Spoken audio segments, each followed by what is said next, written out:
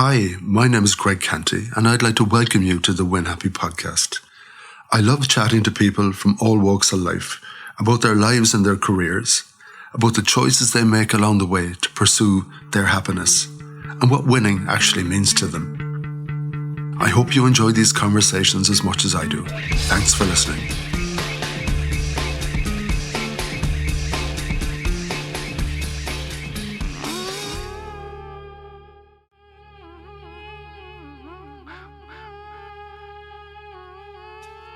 On today's podcast, I chat once again with Paul Kearns, urban planner, author and journalist who's been living in Tel Aviv with his young family for the last 8 years. Paul brings us his insights from inside Israel since the Trump-brokered ceasefire. Were there celebrations? Who was credited with the ceasefire? What is the general mood like? What is the current standing of Netanyahu and what will happen with his corruption trial?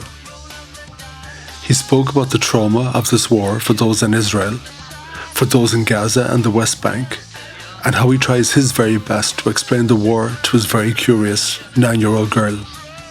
This was a really difficult conversation, and in all honesty, it is impossible to see a peaceful path forward, but yet, life goes on for everyone who will have to do their very best to recover from the psychological trauma of this utterly pointless war. This world of ours has to do a better job of making sure that this does not happen again. But of course it will. Let's hear from Paul.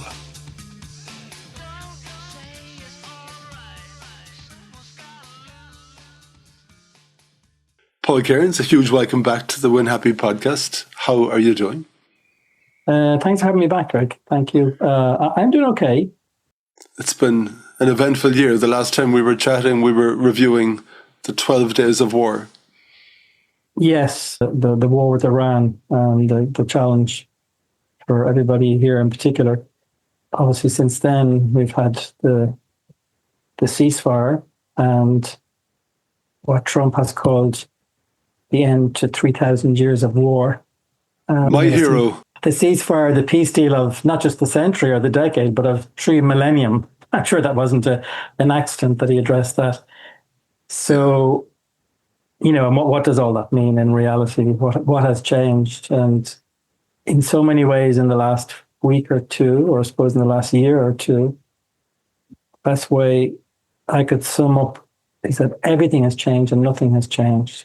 And you could take each aspect of the conflict or each sector and look at it from that perspective. And so the Israeli right or the government is on a high, having felt or feel that the military accomplished, all their dreams, decommissioning or destroying Iranian nuclear facilities, although that's up for grabs as to whether we haven't. The destruction of Hezbollah, Hamas, it goes on and on. And all of those can be disputed. But the reality is Israel's standing in the world has never been lower. And it's not likely, in my view, to recover quickly, despite maybe some sort of a delusion here that it might because the war is over. The Palestinians, the war is over. Gaza remains in ruins. So many nations have talked about a two-state solution. I recognize, Palestine as a state, and yet we're nowhere near. In fact, I think we're further away from a two-state solution, given the polarization between Israelis and Palestinians. The Palestinian cause has never been more championed across the world, and yet the reality of life for obviously people in Gaza, but also the West Bank, has never been worse. And the contradictions and they go on and on and on. And for the listener, just to put everything in perspective, you're living in Tel Aviv, an Irishman in Tel Aviv in Israel, which I'd say there's a target on your back a lot of the time when people hear where you're from. You're originally an urban planner. I know you were living in Dublin, you came from Dublin, but a journalist and very, very outspoken, and thankfully, giving people a perspective of what it's like to be living in the middle of Tel Aviv, in the middle of Israel during all of this conflict and everything else. So you do have a very, very unique perspective. As well as that, you're a family man. You have a partner, you have 2 young children. So this isn't just opinions. This is a real life, a real experience living in the middle of this can I say, dangerous country?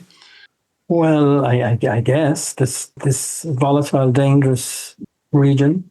I mean, that's a good summing up. I mean, the fact that I'm Irish and I've come here to live and where my two kids with my husband is, it gives me a perspective. And, my as I said many times before, that my political views reflect, I guess, many people in Ireland, the Israeli-Palestinian conflict. But I'm also rearing two young Israeli Jewish girls, and I'm conscious of the world that they live in, and the hate that has come towards Israel, and the surge in anti-Semitism arising from the past 2 years, etc. So it's not just a journalist perspective. It's, as you said, it's a dad straddling many political viewpoints.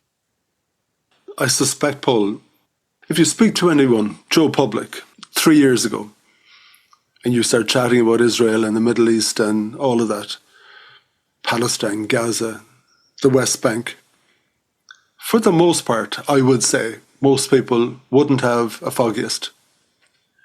We have no real understanding of what's going on there, the issues. But now, my God Almighty, does everyone have a strong opinion about Israel and Palestine and everything that's going on there? You said something very interesting before I hit the record button, which was we have to be very careful when we talk about Israel. And you're absolutely right. You say the wrong thing to the wrong person and you'll get your head handed to you. You won't get no opinion. You'll get no opinion with force, from whoever. I think in a way, a lot of people we would have been close to, and maybe even countries, suddenly the world has been very, very divided by all of this issue. And trying to pick our way through all of that is very interesting. I was in a coffee shop at the weekend, deep into West Cork, and it's a coffee shop. Yeah, it's going to be closed now because the season is pretty much done. But up at the counter, buy my few scones and my cup of coffee. And there's a little printed piece of literature on the desk, basically listing all of the companies that should be boycotted because of their connections with Israel. And this is in just a regular coffee shop. The girls behind the counter, serving you your sandwich or your cake will have probably no opinion one way or the other. But that opinion about Israel, my God Almighty, it's gone mainstream when you can just see that on the counter of a coffee shop. I'm fairly sure they're not going to get too many people leaving out of protest because of this piece of literature. And you're thinking, wow, just coming in for a cup of coffee and a sandwich. Does that surprise you? No, is the short answer. You say a few years ago there wouldn't have been huge interest. That's possibly true, or knowledge. And, after 2 years of war, I'm not sure people have much knowledge, to be honest. You don't need detailed knowledge of Israel or Palestine or Israeli-Palestinian conflict to understand or empathize with the horror that you have seen on your television for 2 years.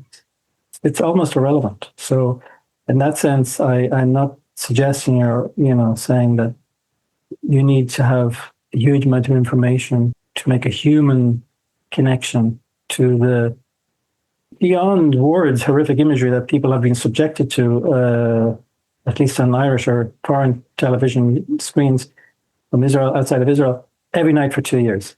And it's, in some ways, it's wonderful that people have, especially young people, connected with that.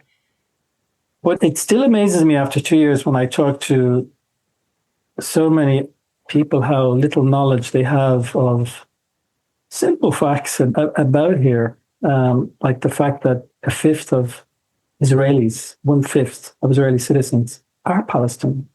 They're Druze or Arabs or Palestinian. They're not Jewish, and they have the same voting rights and move around the country like anybody else. Is there discrimination? Of course there is. Is there discrimination everywhere? There is. But they're citizens of the state. So there's this, that seems to surprise, strange enough, a lot of Irish people that they think Palestinians are all in the West Bank and Gaza and Israeli Jews live in Israel. The geography is always amazing, that people have they're shocked by the size of the entire Israel, Palestine, West Bank, Gaza. As I said before, I think even on this podcast, the width of Israel proper, at its narrowest point, is not as wide as the Beira Peninsula. It's like 15 kilometers or so. So distances, tiny distances, create huge stress and pressure. Israel proper is less than the size, or around the size of Munster. People don't need detailed knowledge on particularly the political history of conflict and the geography to empathize and connect with the reality of what has gone on. In the context of Tel Aviv and where you're sitting, and what do we know into the announcement of the ceasefire? We nearly a fortnight. Yeah. Were there celebrations in Tel Aviv? There was huge celebrations. Well, as the deal was announced, actually, I thought they were actually premature, but there was quite a bit of celebrations as the deal was announced in the expectation that the hostages would be released.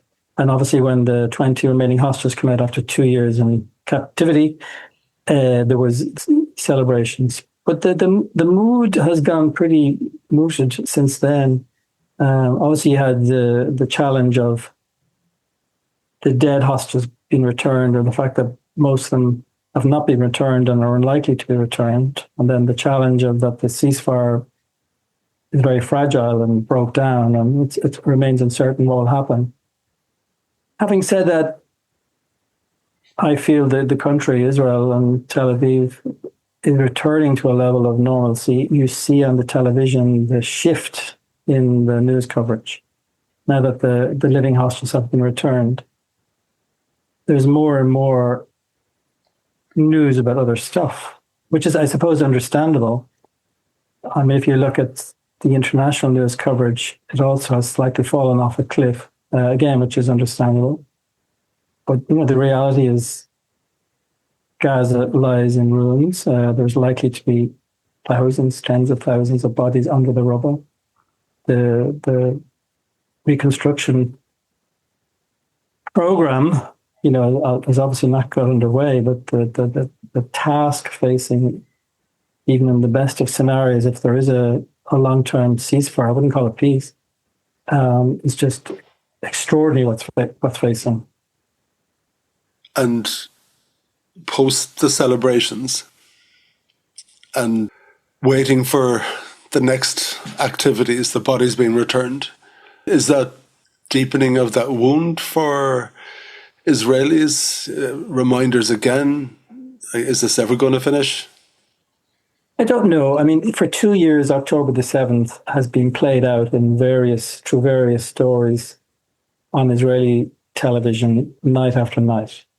I've said this many times in interviews that that there's wall-to-wall news coverage of the war for 4 hours a night on 3 main news channels, and half of that for 2 years would be a story, often grim or poignant, of October the 7th. So that is never far from the mind of any Israeli. I think the mood now is a sense of moving on. And, there's an election. There's an election next year. It has to happen before the end of the year, but there's talk that the election might happen earlier. And so a lot of the political conversation has moved to, will Netanyahu survive? And there's still a very strong anti-government and anti-Netanyahu vibe in the country. And I was surprised, despite the momentary celebration of the hostages release and the end of the war. The end of the war also means tens of thousands of Israeli soldiers, often in their early 20s, are coming home. Or they're not on reserve duty, or they're not serving, or theoretically they're in less danger. So that's important to almost all Israelis who know somebody. But I was surprised that Netanyahu or his government didn't receive a little kind of post-hostage release sort of jump in the opinion polls. It was tiny to non-existence, which suggests that Israelis want to move on, and if there was an election held tomorrow, his government would lose. If you ask someone there, why did the war finish, who do they give the credit to? Oh, there's only one word, and you know the word I'm going to give. Yeah. One name.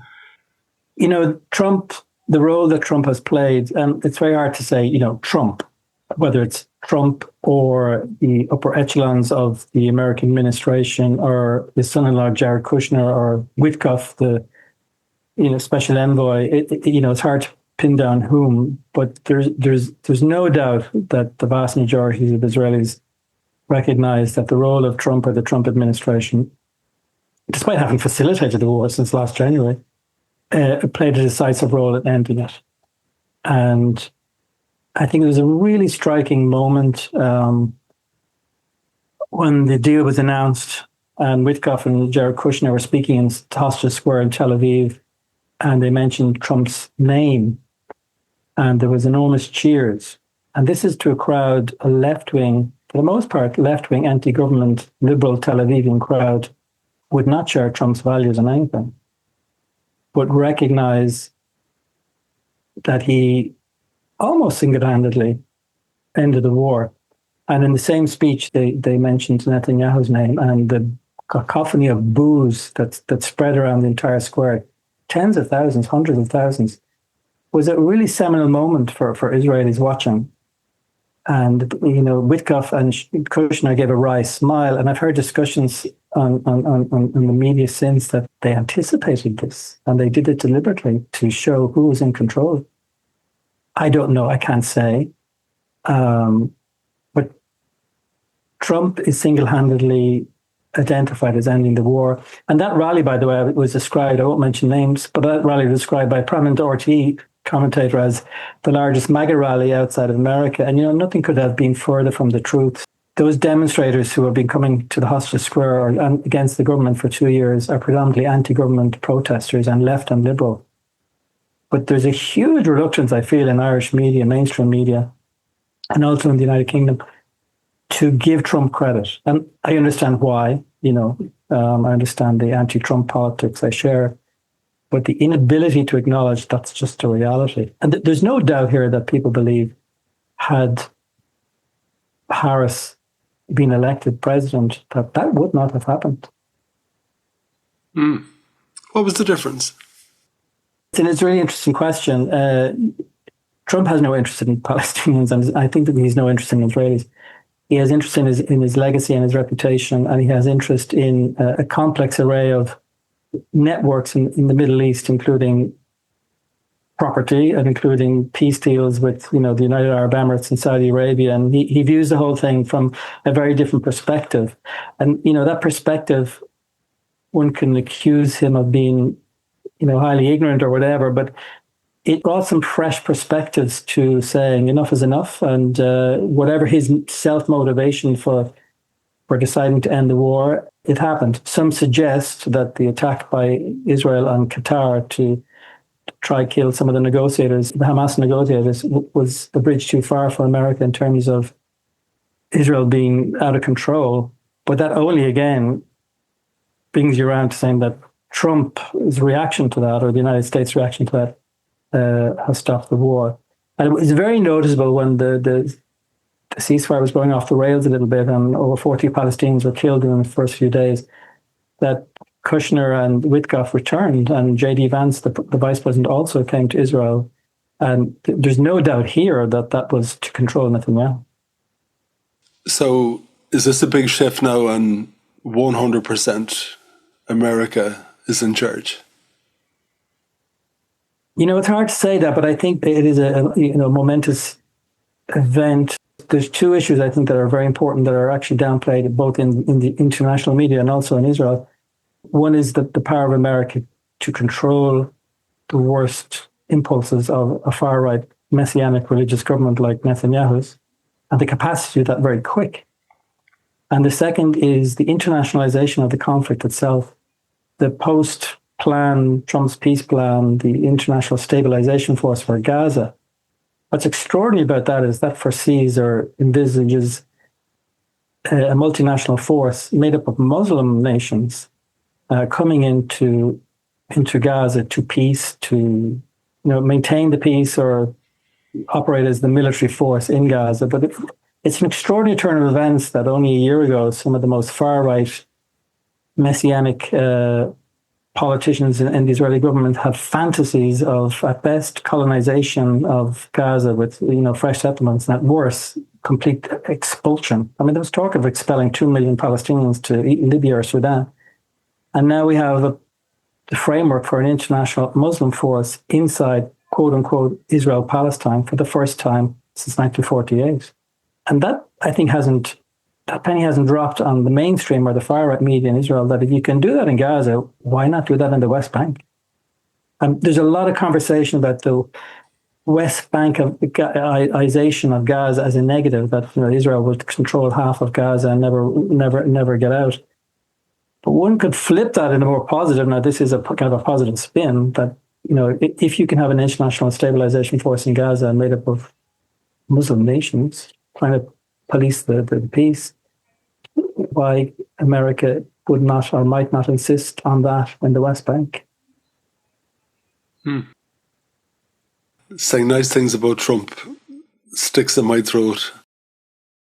I have to assume 100% that he's motivated by helping out his buddies where there's loads of money. We're fed up with this. Put manners on Netanyahu. You've got the big checkbook. Get him to heel because it's bad for business. And of course, the ego part, of course, Nobel Peace Prize, all that kind of crack. He would adore that. This is his big moment. Yeah, but he seems to have achieved it. Netanyahu is dead man walking now, so in that scenario, isn't he, in reality? Well, he's a dead man walking in a sense if Trump wishes to continue to choose to put pressure on this government to do as it feels it should do. And I do believe the American administration of Trump wants the war to end for, as you say, for whatever the reason is or whatever Trump's personal self-interest is in the Middle East. So his power to operate without American approval, I think, has been severely curtailed. And he also has the pressure of facing a relatively immediate election and being underwater politically. And he's also hasn't escaped his corruption trial, which has started and stopped in fits for a variety of strange reasons for almost 2 years. So he has multiple challenges facing him. There's suggestions of a pardon for him, isn't there, about all of that by Trump? I read that, and Trump brought that up in the Knesset in front of the President Herzog, and there was all sorts of Trump being Trump.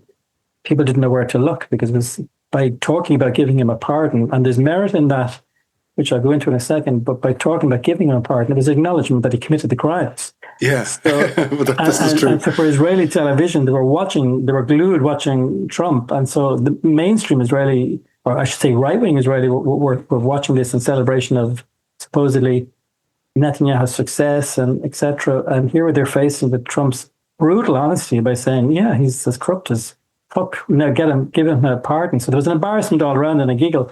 But there's a strong view here, and I think I supported that his crimes, Netanyahu's crimes in relation to the corruption trial, are so inconsequential to this region and to Israeli politics and to Palestinian lives that if there are corruption with a small c in politics, that if the pardon came with him exiting politics, it will be such a positive development for everybody. And there's a reasonable argument that if you could get him outside of politics, but no one trusts Netanyahu, you could pardon him and he could find an excuse to stay. Yeah, a pardon with a definite one-way exile to somewhere.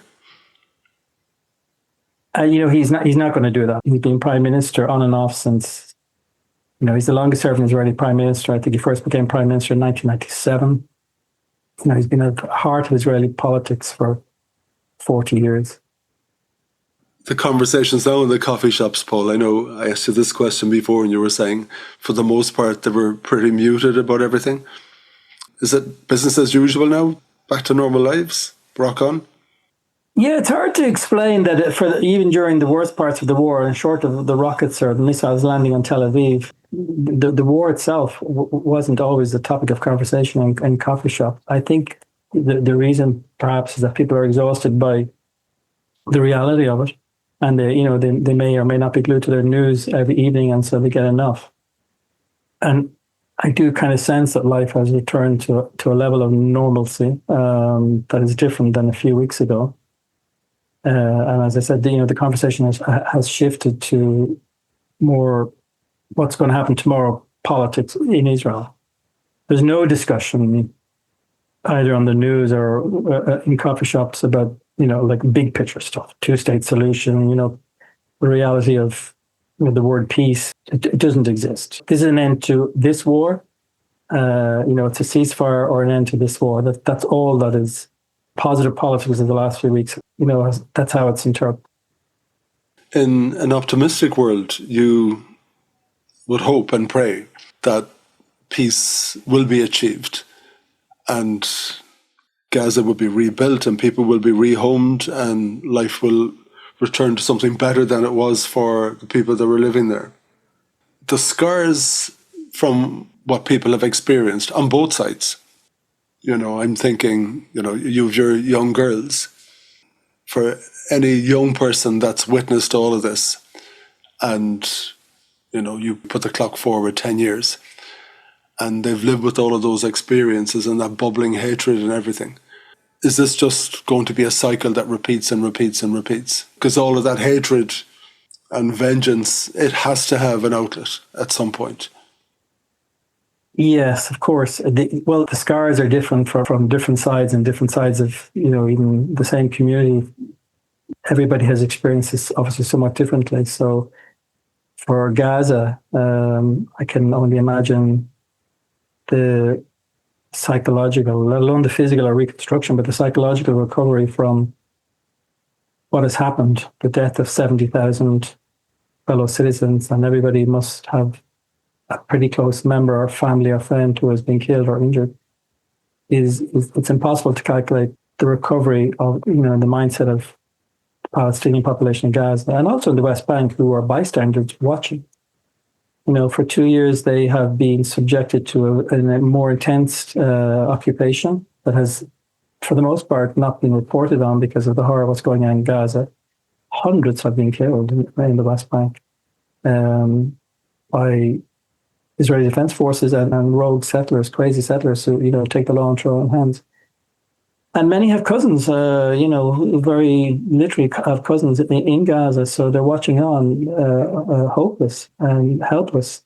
For Israelis who have had family killed, and also for the nation as a whole, trauma of the 7th of October, I can't over explain how or, exaggerate the impact on the average Israeli's mind of October the 7th. There's a visceral immediacy to it in their own head. And the immediate thoughts is, it could have been me, it could have been my child, my teenager, who was killed on October the 7th.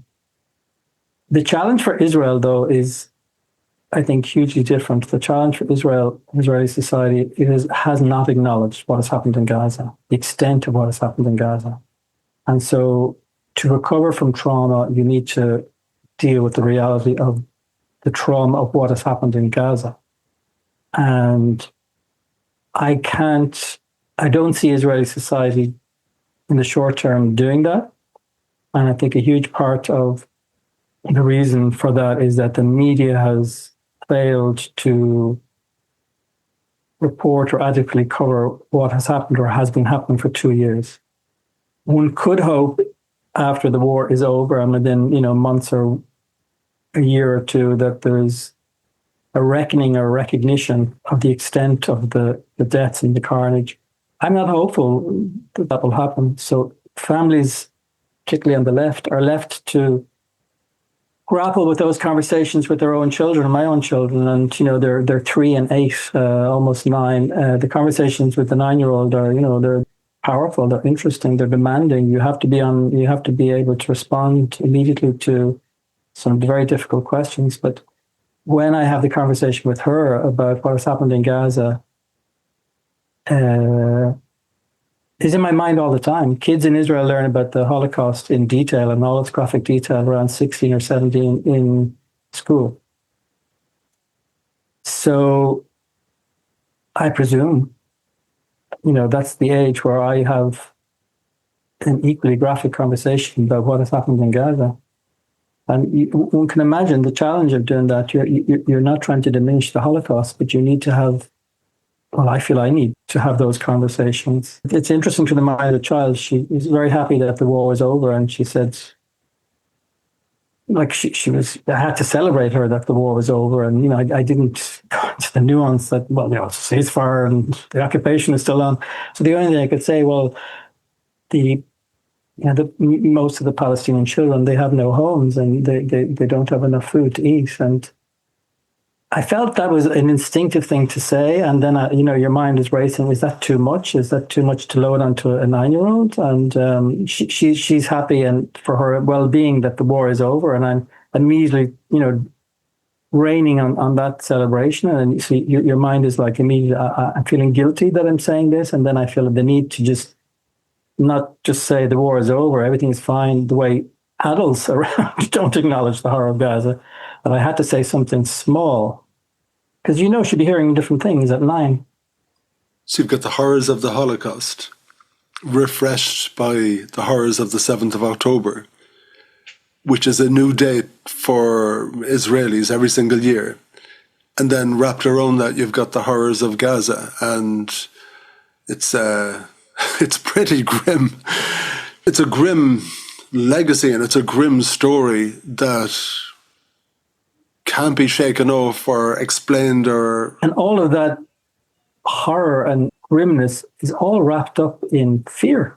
Yeah.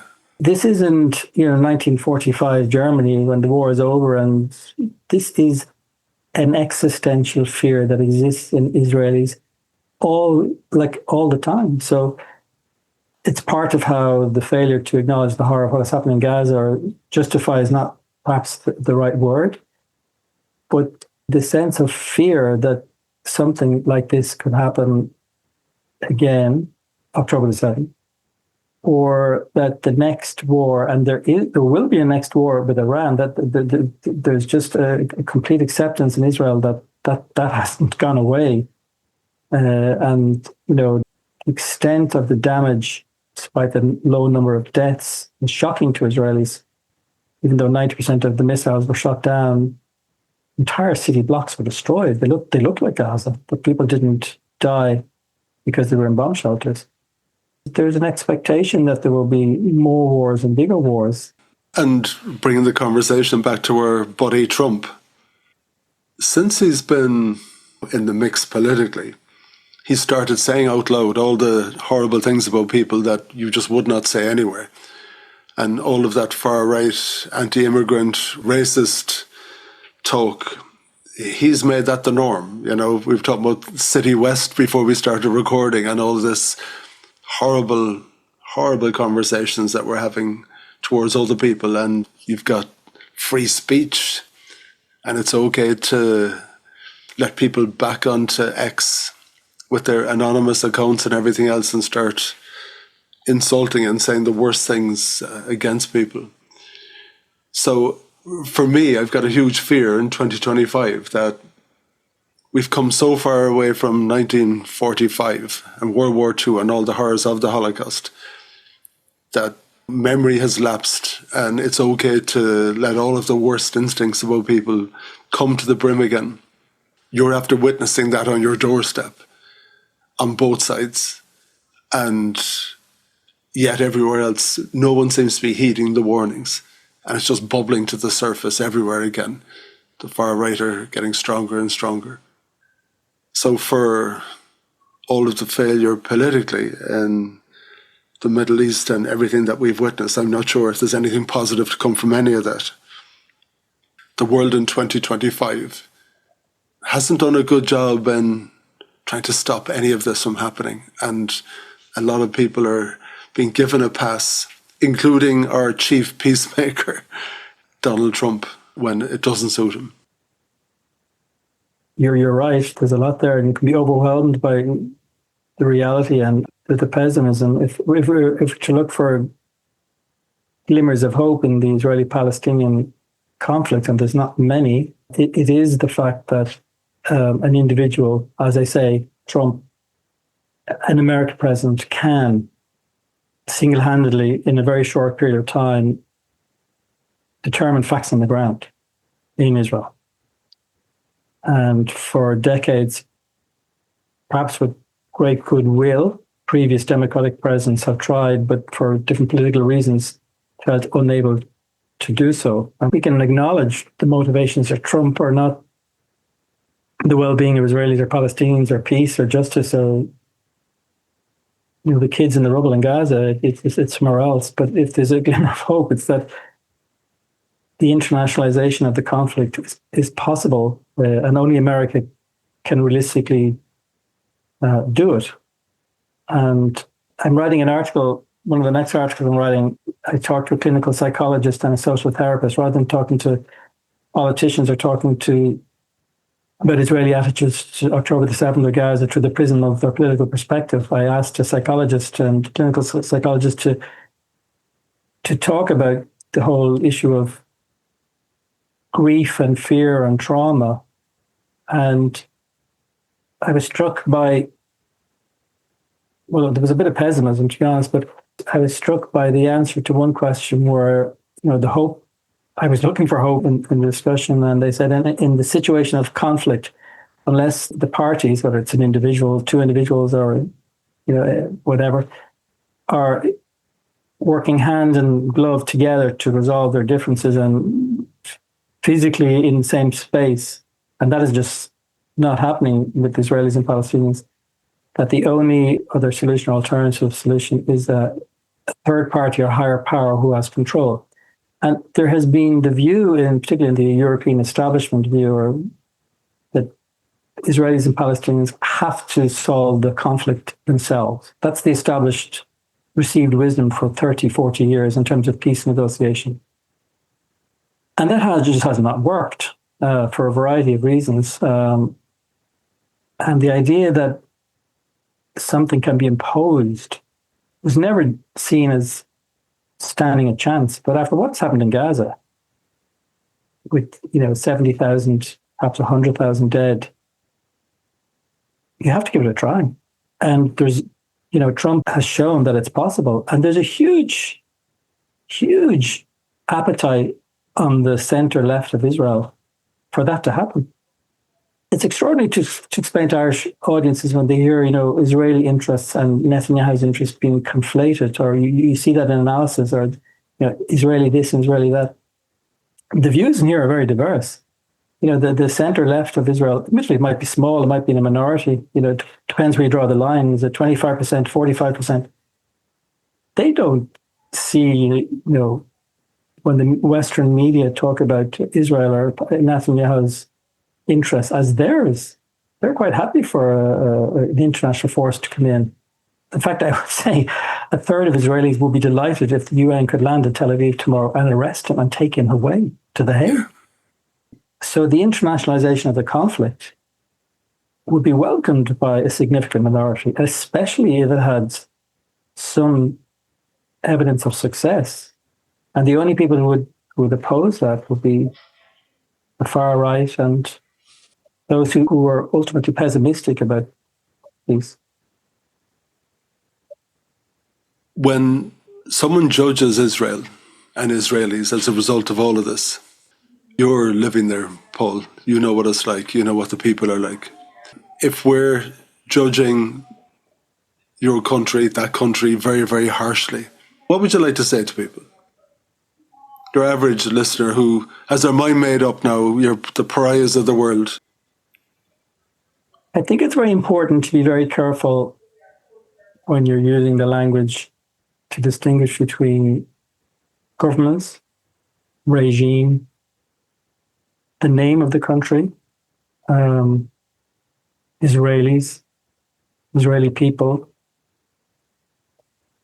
And I don't think people think too deeply about that and realize the impact or the consequences maybe of their words. It's entirely legitimate and necessary to use the harshest language to criticize what this Israeli government has done. And I don't doubt, that it was democratically elected, and I don't doubt the extent of right-wing opinion that exists here that articulates, and is not shy of articulating, some of the most racist and, Judeo-supremacist views. But it's very important not to label every Israeli with those words, because it undermines your argument. It undermines the argument of, what's possible. And if we fall into the trap that the only solution for some on the left is that the Israeli state should not exist, leaving aside what that literally means, it does not advance the possibility of bringing peace forward and getting, the minority, but a substantial minority of Israelis on the center left who eagerly want a resolution to the conflict that addresses their fears, but also acknowledges the rights of Palestinians to social justice and life. And my very last question for you, Paul, and I've asked you this one before. Do you think you might leave that lovely place and come back to Ireland with your lovely family? I have the same answer each time. We talk about it every day, and I'm not kidding about that. We talk about it almost every day, about the practicalities and the emotion around that and the meaning of that. And yeah, it's there. And, as I said lately, I have some anxiety about rearing two Israeli Jewish kids in Ireland. And I'm sure many Irish people listening to that perhaps would raise an eyebrow and be a bit, I don't know what the word is, taken aback by that comment. But they'll always be Israeli. If we left tomorrow, they will be Israeli. And so, there are stories, many stories of the hostility, open hostility, that many people kind of brandish it proudly of their visceral distaste of this country and everything Israeli, including all Israelis. And I don't think they think it's true, or what does that mean for a 9-year-old girl? So, I have to think about those things. Ironically, and most Israelis say the same, the safest place in the world, despite the missiles, rocks, and terror attacks and pariah status, is Israel. Is it the safest place in the world for Jews? No. But they can walk down the streets of Tel Aviv and not suffer or experience or potentially experience certain words.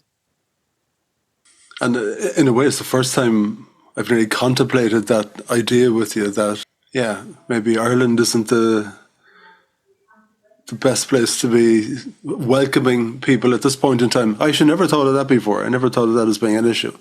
But at this point in time, it probably is. But I'd like to think that Ireland is better than that. But maybe I should have a good, strong look at the mirror and maybe think we're not that country anymore. You can't, no more than you can tar all Israelis with the same brush. You can't tar all Irish people with the same brush or political opinion. And, as we've seen with the recent presidential election, there's a diversity of viewpoint on many things that are very sensitive, and accusations and counter accusations can fly around easily. But I'm just a dad who has to take or factor into account, what might be said, and is once a month okay? Is once a year okay? It's not about fear of violence, but words can be violent. And I have read the experience of Israelis in Ireland where it's not just throwaway comments from other school kids, but it's in parent-teachers meetings, it's in workplaces, and it's intimidatory. And it's something that we have to take into account, that perhaps Irish people don't even think of how tolerant the country is in relation to others. So in a way, Paul, you could be on no man's land. It's obviously a challenge living here. And as I say, you have to take into account the future of the children. That's the most important thing. And there's multiple fears for the future, not just rockets, not just missiles, not just cruise missiles from Iran, but the direction of Israeli politics. and the religiosity, the fear of the country becoming increasingly religious because of the demographic shift and how that impacts particularly on the lives of girls. So you juggle it all, but you have to do the nice things as well. Hopefully the peace will sustain itself, and all of this very gradually, and I don't think we can be terribly optimistic about that, but it will fade into the background over time. And it might start with a holiday, and then maybe a longer holiday, and then maybe, let's think about West Cork, Paul. I think about West Cork a lot, actually, because that was their last holiday, was in West Cork. Yeah. And the 9-year-old wants to go back to West Cork and loves the rain. She's waiting for the rain. It doesn't rain in Israel for 6 months, so she's waiting for the rain. Yeah, actually, we got no rain in West Cork. Well, yeah, it's been quite good lately, but you can rely on it for the most part. Paul, thank you so much for coming on the podcast again. No doubt we'll be revisiting some of these topics. But thank you for being so open, and again for all of your writing and illuminating the picture for what it's like to be there. Thank you. Thanks, Greg. Thanks for having me. It's a pleasure. Yeah, good man. Take it easy.